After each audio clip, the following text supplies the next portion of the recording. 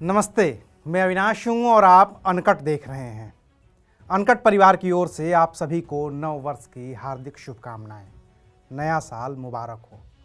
और नए साल का जश्न अब मना लिया हो तो थोड़ा काम की भी बात कर लेते हैं। साल नया है तो सरकार ने आपके लिए नए नए नियम भी बना दिए हैं जो आज से लागू हो गए हैं।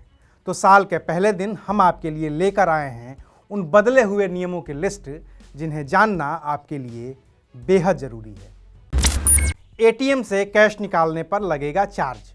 आज से एटीएम से एक लिमिट के बाद कैश निकालने पर चार्ज देना होगा।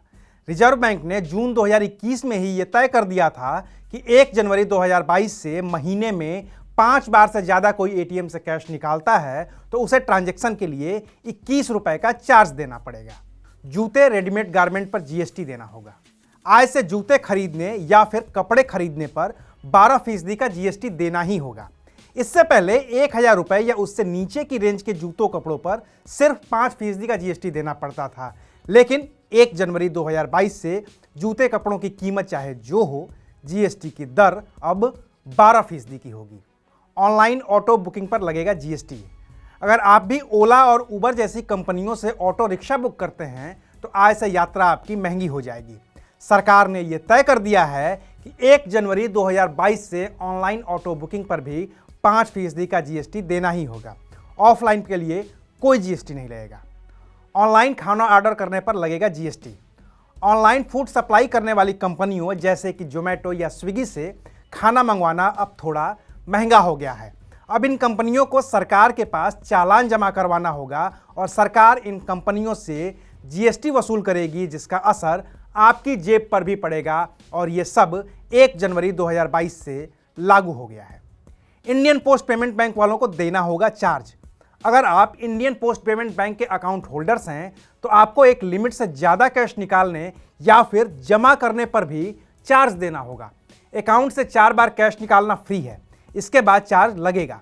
इसी तरह बेसिक सेविंग अकाउंट में पैसे जमा करना भी फ्री ही रहेगा, लेकिन सेविंग अकाउंट और करंट अकाउंट में 10,000 रुपये से ज़्यादा पैसे जमा करने पर चार्ज देना होगा।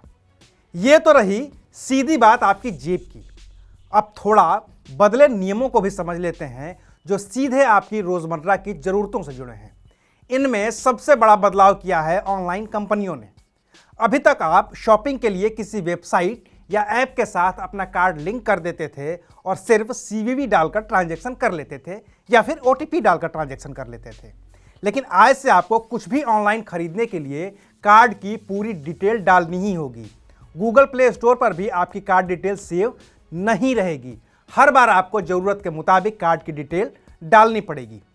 बाकी तो साल नया है तो कार बाइक खरीदने वालों की जेब पर तो असर पड़ेगा ही, क्योंकि कार और बाइक कंपनियां हर साल की तरह इस साल भी नए साल पर कीमतें बढ़ा ही रही हैं।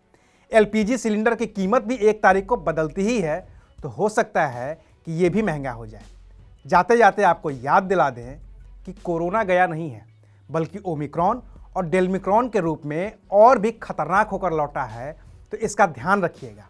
बाकी 3 जनवरी से 15 से 18 साल के बच्चों को वैक्सीन भी लगनी है, जिसका रजिस्ट्रेशन 1 जनवरी 2022 से शुरू हो गया है।